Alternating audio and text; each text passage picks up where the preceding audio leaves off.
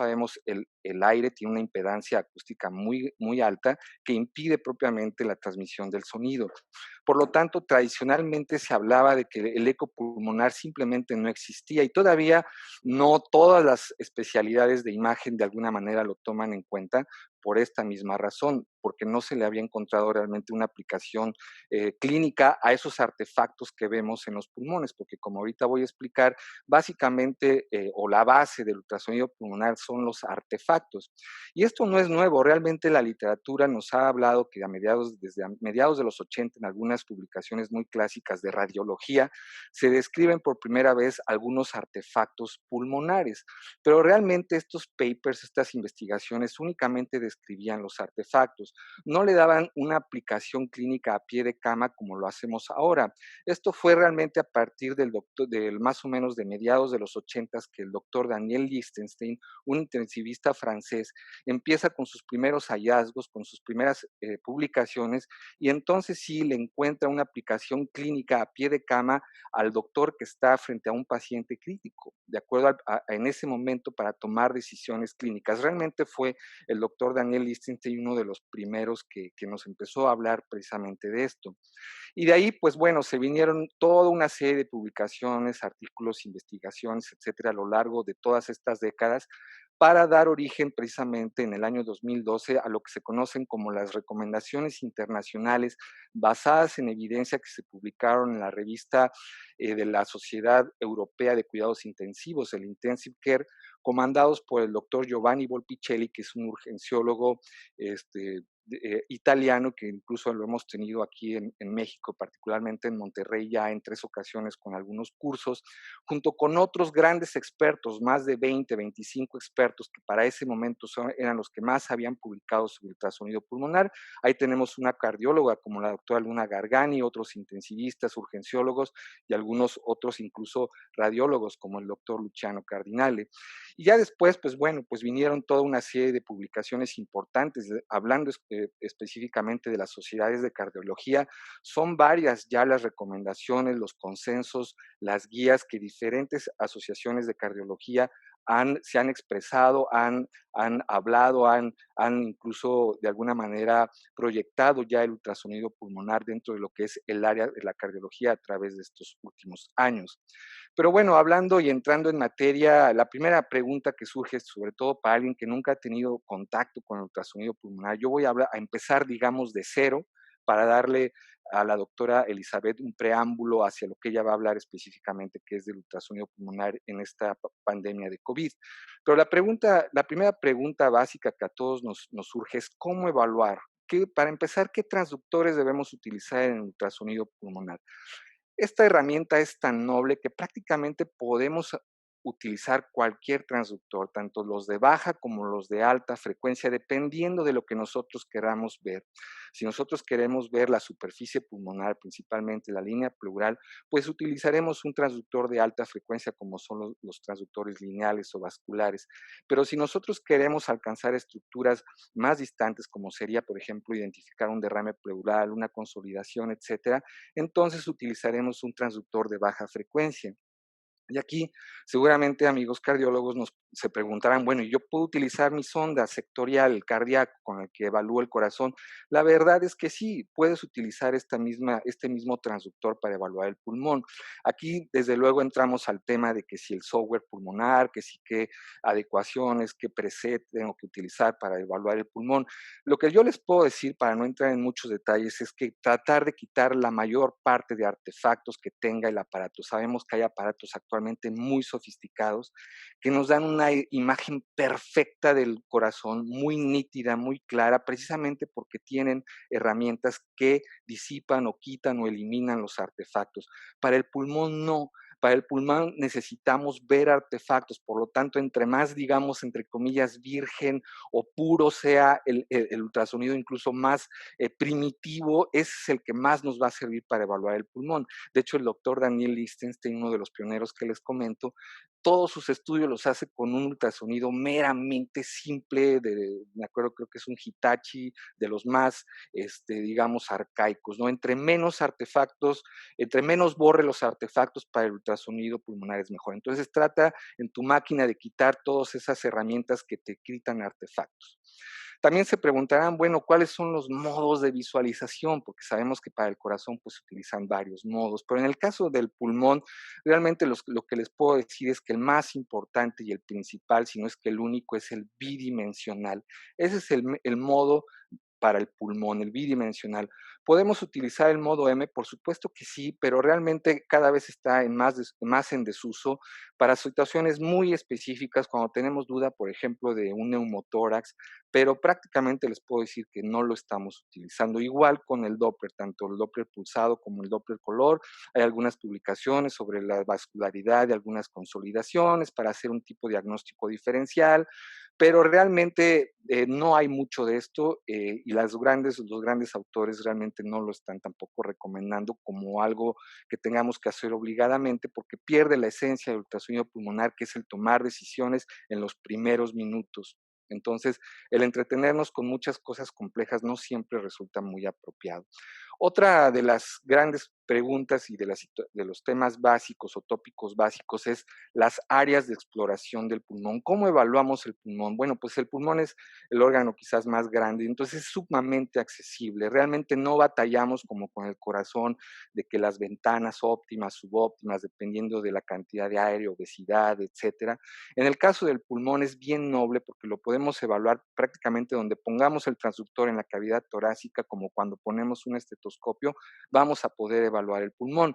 Y depende también de muchas publicaciones, dependiendo de los autores y las sociedades que han publicado en cuanto a las áreas del tórax, cuántos segmentos, cuántos cuadrantes, eso va variando dependiendo de las publicaciones. Pero yo me voy a ir a lo más básico, a lo más tradicional y a lo que más se ha recomendado, que son la exploración, digamos, de 12 zonas, 6 en cada hemitórax. Trazamos una línea imaginaria para externar, la línea axilar anterior la dividimos entre dos y la región o cuadrante superior es el primero, el cuadrante inferior es el segundo en la parte anterior, lateralizamos al paciente y trazamos una línea imaginaria en la axilar posterior, una axilar anterior, la dividimos y la mitad es el cuadrante tercero y el otro es el cuadrante cuarto. Y si volteamos al paciente, una línea paravertebral y una línea axilar posterior, la dividimos y tenemos ahora sí el quinto y el sexto cuadrante, obteniendo desde luego 6 regiones en cada lado, haciendo un total de 12 cuadrantes. Es lo más rápido, es lo más básico y lo más práctico. Me van a preguntar también, bueno, ¿cómo o de qué manera ponemos el transductor? Sabemos que para la ecocardiografía hay ciertas convenciones o consensos, ¿verdad? ¿Para dónde voy a poner el marcador? ¿Hacia qué lado? ¿Hacia el hombro? Etcétera. En el caso de la posición del pulmón, es muy sencillo. Hay, digamos, solamente hay dos maneras de posicionar el transductor. Una que es de manera longitudinal, en la cual poniendo, digamos, el marcador de manera cefálica entre las dos costillas, lo que vamos a ver es una sombra costal y otra sombra costal que corresponde prácticamente a estas dos costillas que nosotros que tenemos en esta posición longitudinal, poniendo el marcador de manera cefálica. Esto fue descrito en los primeros estudios por el doctor Daniel Lichtenstein como el signo del murciélago, porque solamente a él, no sé de qué manera, pero se le ocurrió pensar que daba la apariencia de un murciélago. Pero bueno, esto es meramente anecdótico porque lo van a ver en muchos papers, sobre todo los más antiguos, el signo del murciélago, ¿no? Que correspondía a las dos sombras costales y a la línea pleural. Pero es meramente anecdótico. La otra posición es colocar el transductor de manera oblicua, es decir, entre las costillas. Y bueno, ya dependiendo de para dónde esté el marcador, dependiendo cómo lo tengamos en la pantalla, pero colocar el marcador del mismo lado de la pantalla donde lo estamos visualizando. Y le decimos oblicua porque de esta manera se evitan las sombras costales y vemos la línea pleural en toda su extensión, que ahorita les voy a comentar cuál es la línea pleural, porque van a decir, bueno, ¿y dónde está? Ahorita se las voy a comentar. Pero digamos que esas son las dos posiciones básicas. El eco pulmonar realmente es muy simple, no hay que hacer tanto juego con el transductor, solamente longitudinal y oblicua para visualizar los artefactos. ¿Qué referencias vamos a tomar en cuenta anatómicas para evaluar el pulmón? Ya les comenté unas que son las costillas. La otra es el diafragma. Si nosotros nos vamos y visualizamos y colocamos el transductor en las zonas basales posteriores o laterales, lo que vamos a ver es precisamente esta línea, digamos, hiperecogénica semicircular que corresponde al diafragma. De un lado, por lo tanto, es la cavidad abdominal, que dependiendo del lado en el que esté, puede ser el hígado o puede ser el vaso, y del otro lado, simple y sencillamente, pues es la cavidad torácica y ahí es donde va a estar el pulmón, que la gran mayoría de las veces en ese lugar pues encontramos al derrame pleural, encontramos consolidados, encontramos atelectasias, como les voy a mostrar. Y ya como les había explicado anteriormente, el ultrasonido pulmonar es básicamente una técnica artefactual. Está basada en artefactos, al menos en el pulmón normal, como lo voy a explicar. ¿Cuáles son estos artefactos? Bueno, como ustedes saben, estos se generan y se van a generar precisamente por la velocidad de propagación que tiene el sonido en el aire, la densidad del pulmón, que realmente es muy baja en situaciones normales, y la gran impedancia acústica que genera el aire. Cuando el sonido es enviado desde el transductor, pues se va a encontrar con una gran impedancia acústica en la superficie pulmonar. Eso va a producir una alta concentración de sonido en la superficie pulmonar. Por lo tanto, digamos que debido al coeficiente de reflexión, que es del 0.8, es decir, el 80% de la energía acústica que llega al pulmón y que es enviada por el transductor es regresada o reenviada al transductor. Pero en su viaje de regreso, va dejando una estela de ecos o reverberación que la máquina traduce como líneas hiperecogénicas horizontales, que son estas que ustedes están viendo y que son equidistantes entre sí, a las cuales se les ha denominado por consenso líneas A. Estas son las famosas líneas A, como ustedes pueden ver, líneas horizontales hiperecogénicas equidistantes entre sí que se generan por un fenómeno de reverberación de la primera línea, que es la línea pleural. Esto es artefacto. Simple y llanamente no es el pulmón, no es como vemos el corazón, no es como vemos el riñón, no es como vemos el hígado o el vaso. Aquí es meramente artefactual y esto es normal en el pulmón aireado. El segundo artefacto a identificar es esa línea hiperecogénica que ustedes ven ahí marcada por este recuadro, al cual se le conoce como línea pleural y es un artefacto producto de la concentración de sonido en la superficie pulmonar.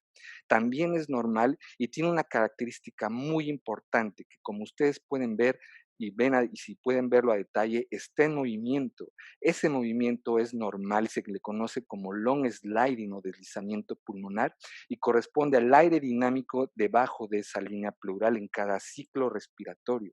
Por lo tanto, como ustedes pueden ver, en ese momento tenemos ya 3 artefactos normales a identificar, que son las líneas A, la línea pleural como tal y lo que es el deslizamiento pleural. Eso es normal, pero todo es artefactual. El segundo artefacto a identificar es la esencia del síndrome intersticial, del edema pulmonar y de las patologías de COVID, como va a comentar seguramente la doctora Elizabeth, y que para ustedes ha de ser ya muy conocido, muy famoso, que son esas líneas hiperecogénicas verticales que ustedes ven ahí, que tienen ciertas características, como es el hecho de que emergen de la línea pleural, que atraviesan toda la pantalla, que se mueven en sincronía con los movimientos respiratorios, que borran los artefactos o líneas A, y que no más de 3, esto es normal. En este caso, en la imagen que ustedes ven ahí, es obviamente patológico porque son más de 3 líneas B.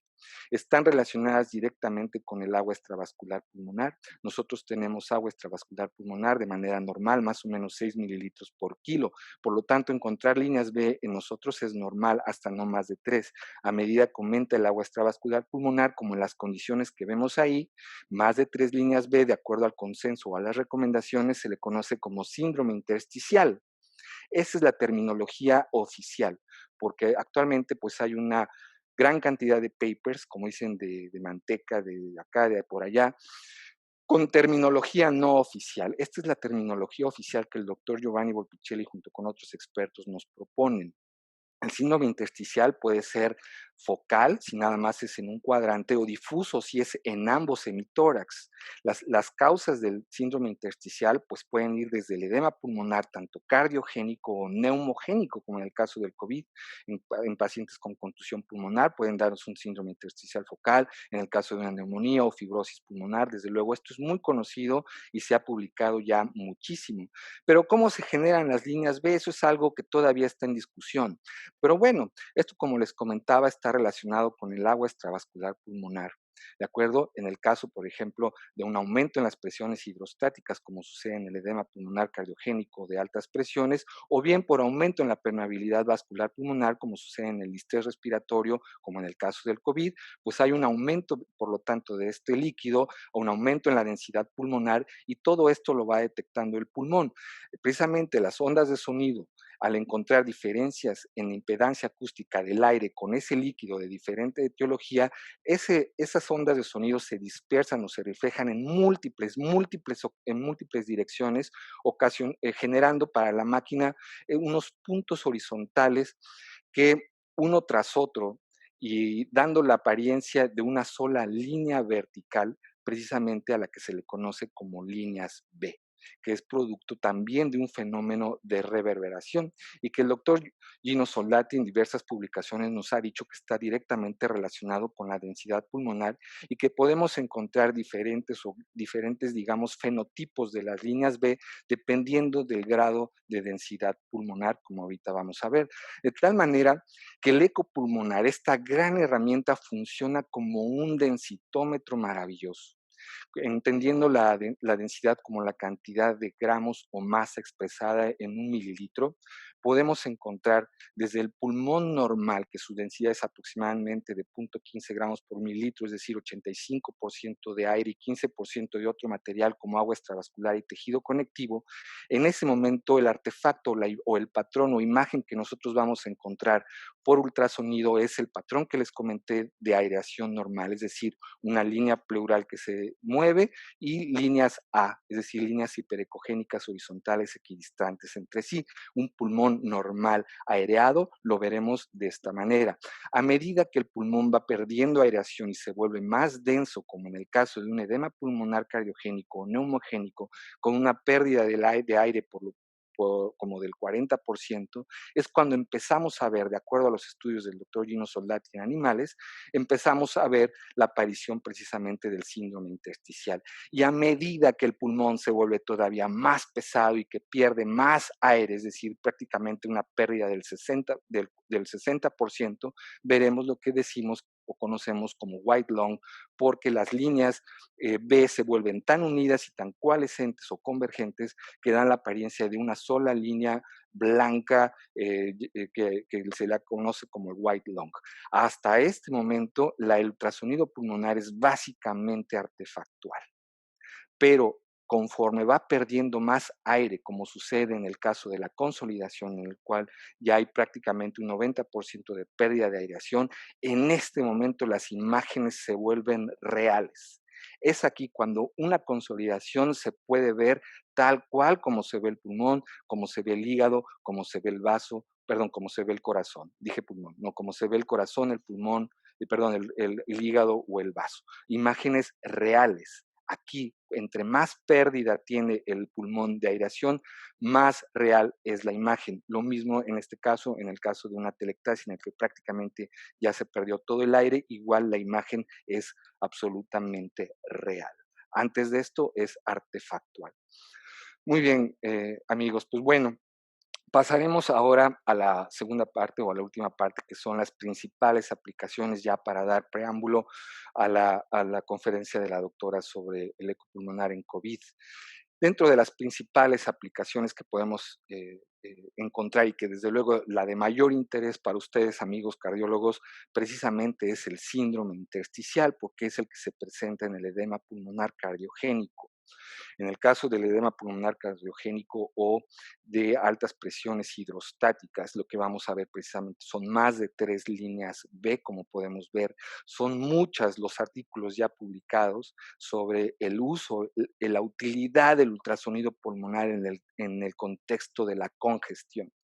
Pero las recomendaciones internacionales basadas en evidencia del 2012 nos dicen que en el contexto de congestión pulmonar, el ultrasonido pulmonar es una gran herramienta diagnóstica con gran precisión, con altos porcentajes de sensibilidad y especificidad, y que además el ultrasonido pulmonar es una gran herramienta de monitoreo en tiempo real, muy eficaz, portable, a pie de cama, y además las líneas B, como se ha publicado, son un gran biomarcador de falla cardíaca con una gran connotación pronóstica. Para esto, simplemente una sesión, hablar solamente del valor pronóstico del eco pulmonar en los pacientes con falla cardíaca y que seguramente muchos de ustedes ya lo conocen. De tal manera que también en el edema pulmonar neumogénico por aumento en la permeabilidad vascular pulmonar, el ultrasonido pulmonar tiene una gran utilidad al identificar el síndrome intersticial. Las líneas B igual son la esencia del edema pulmonar neumogénico. Pero aquí, queridos colegas, seguramente van a preguntar, bueno, ¿y cómo diferencio entre el edema pulmonar cardiogénico del neumogénico? Esto es fácil. Ustedes, desde luego, tienen la herramienta de la ecocardiografía y pueden medir las presiones de llenado, pueden ver la movilidad y pueden decir, esto es una congestión hemodinámica y por lo tanto esto se trata de un edema pulmonar cardiogénico. Pero no todos los médicos están capacitados en ecocardiografía para evaluar las presiones de llenado. Por lo tanto, con el eco pulmonar podemos nosotros diferenciar entre un edema de una etiología o de otra en las salas de urgencias, en hospitalización, en la terapia intensiva con un poco o un mucho, no sé, de adiestramiento. El doctor Gino Soldati con este clásico artículo, nos propone algunas formas de identificar y de diferenciar entre el edema pulmonar cardiogénico del neumogénico. Uno de ellos son las anormalidades en la línea pleural, las cuales son 100% sensibles para el edema pulmonar neumogénico y 45% específicas. No son 100% específicas porque en el edema pulmonar cardiogénico en fases tardías podemos encontrar algunas alteraciones en la línea pleural. Sin embargo, las líneas, el patrón o las áreas respetadas, es decir, el encontrar un fenotipo heterogéneo, es decir, zonas de síndrome intersticial combinadas con zonas de aireación normal, es decir, un patrón heterogéneo, un síndrome intersticial heterogéneo, es 100% sensible y 100% específico para el edema pulmonar neumogénico como el COVID, en el cual el fenotipo del SIRA o del distrés respiratorio agudo, como ustedes saben, es el patrón heterogéneo. Hay zonas bien aireadas y zonas comprometidas. El ultrasonido pulmonar es excelente para detectar estas zonas bien aireadas de las que están comprometidas y poder hacer un mapeo mental y poder determinar que se trata de un síndrome intersticial heterogéneo y podernos orientar hacia la causa. El encontrar zonas respetadas de aireación con zonas comprometidas con síndrome intersticial, repito, es 100% sensible y específico para el edema pulmonar neumogénico.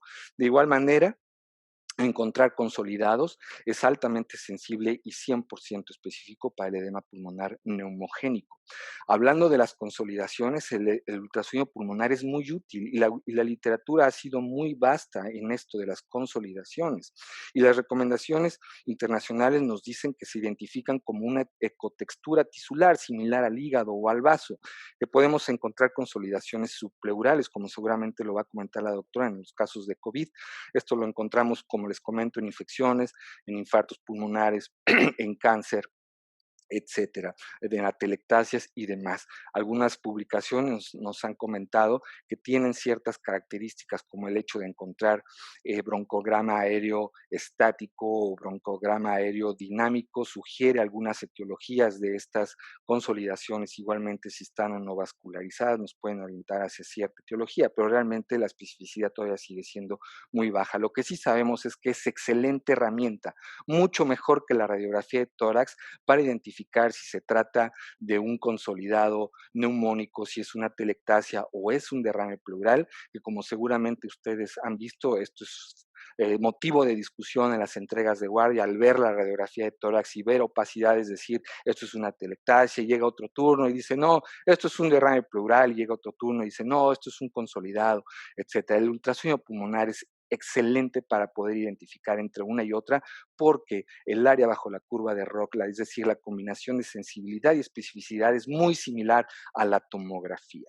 La literatura, desde luego, como les comento, es muy vasta y las consolidaciones y en sí el ultrasonido pulmonar es excelente para ir monitoreando la respuesta a la terapia, la respuesta en tiempo real a un diurético, a un antibiótico, a una maniobra en el ventilador, como sería la cuantificación de la aireación, a darle seguimiento a una neumonía y la respuesta al tratamiento. Todo eso lo podemos hacer a pie de cama, con relativamente bajo costo, con alta disponibilidad y con una alta precisión. Ni hablar, desde luego, de lo que es el derrame pleural, es una gran utilidad. Ustedes seguramente cuando están haciendo sus evaluaciones ecocardiográficas se encuentran con derrames pleurales. Esto es muy fácil de identificar por medio del eco pulmonar, mucho mejor que la radiografía de tórax. ¿Por qué? Porque simplemente hay opacidades que no sabemos la etiología, hay veces que ni siquiera se ven en la radiografía de tórax, pero con el eco pulmonar es muy sencillo de identificar. Desde luego sabemos que la presencia de ecos internos, como en el que ven ahí, pues va a sugerir un exudado, una hemorragia, y desde luego es mucho mejor que la radiografía de tórax y similar al ATAC para distinguir entre lo que es un derrame y una consolidación. Y podemos encontrar desde luego diferentes tipos de derrames pleurales, septados, etcétera, que con el eco pulmonar es muy fácil de identificar. Y bueno, por último, otra de las grandes aplicaciones del eco pulmonar, desde luego, sigue siendo y es el neumotórax. La evidencia y la literatura es muy vasta respecto a lo que es la identificación del neumotórax por ultrasonido. Las recomendaciones basadas en evidencia nos dicen que el eco pulmonar es más preciso en la identificación de neumotórax que la radiografía de tórax con un nivel de evidencia A. El ultrasonido pulmonar para descartar neumotórax a comparación de la radiografía de tórax, desde luego es más preciso con un nivel de evidencia B y nosotros podemos incluso de alguna manera cuantificar la extensión del neumotórax similar a lo que haríamos con una tomografía y esto es con un nivel de evidencia C.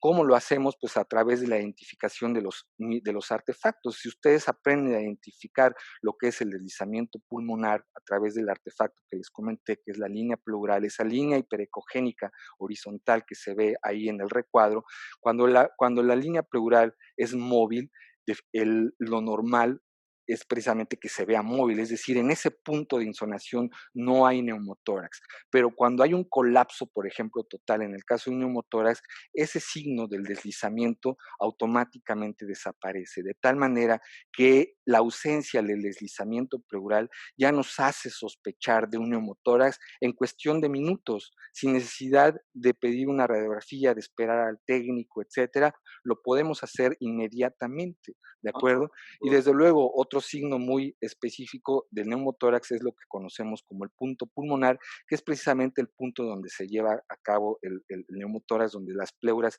digamos, se abrieron, ¿verdad? Y donde sucede propiamente el neumotórax, se le conoce como punto pulmonar, y este signo, en el cual la pantalla de un lado la ven estática y la otra móvil, que desde luego eso es motivo también para una sola sesión.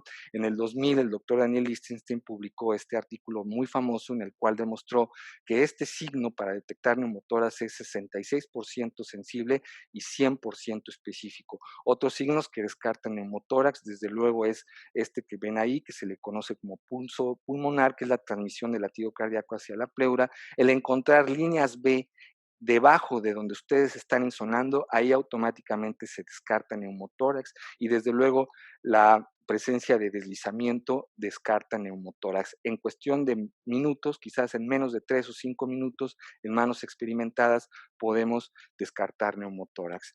Y bueno, con esto ya concluyo para dar paso a la doctora Elizabeth específicamente de lo que es el ultrasonido pulmonar en COVID. Concluyo diciéndoles, ustedes ya lo saben, el ultrasonido pulmonar es una gran herramienta, es portable, es de alguna manera accesible para todos los médicos en las áreas críticas para identificar situaciones que ponen en riesgo al paciente. Y desde luego para ustedes, amigos cardiólogos, actualmente el ultrasonido pulmonar es una gran herramienta que les permite en consultorio, a pie de cama, incluso en domicilio, establecer con alta precisión el diagnóstico de falla cardíaca y poder estratificarla en complemento a todo lo lo que ustedes hacen desde el punto de vista bioquímico y clínico y desde luego acompañándolos con las imágenes que ustedes obtienen a través de la ecocardiografía. Muy bien, pues es un gusto haber colaborado con ustedes, les agradezco infinitamente esta invitación.